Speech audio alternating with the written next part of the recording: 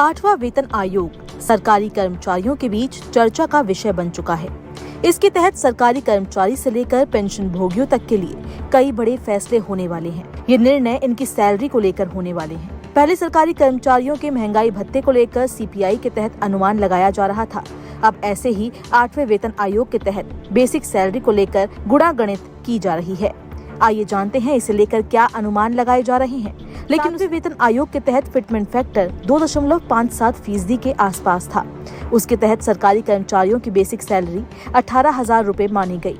अब कहा जा रहा है कि अगर 8वें वेतन आयोग के तहत ये फिटमेंट फैक्टर 2.57 से बढ़ाया जाता है तो बेसिक सैलरी में भी बढ़ोतरी देखने को मिलेगी। एक अनुमान के अनुसार अगर फिटमेंट फैक्टर 2.86 या इससे अधिक होता है तो सरकारी कर्मचारियों की बेसिक सैलरी 3 गुना बढ़ सकती है। केंद्रीय कर्मचारियों की बेसिक सैलरी 18,000 रुपए से बढ़कर 51,000 रुपए के आसपास हो सकती है।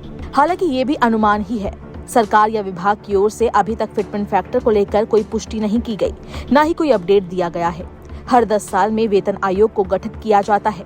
इसका उद्देश्य सभी सरकारी कर्मचारियों और पेंशन भोगियों को मिलने वाले वेतन, भत्तों और पेंशन लाभ की समीक्षा करना है।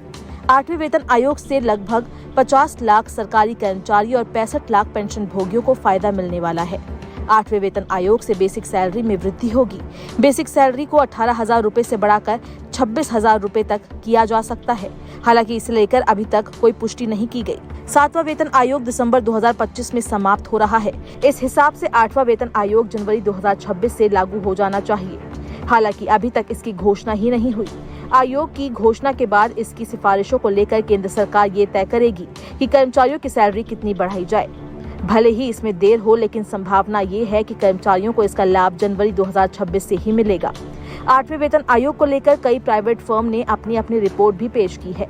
अलग अलग रिपोर्ट में अलग अलग अनुमान लगाया गया है।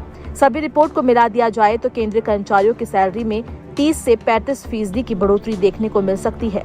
8वें वेतन आयोग के लागू होने से सरकार पर 2.4 से 3.2 लाख करोड़ का सालाना वित्तीय बोझ आ सकता है।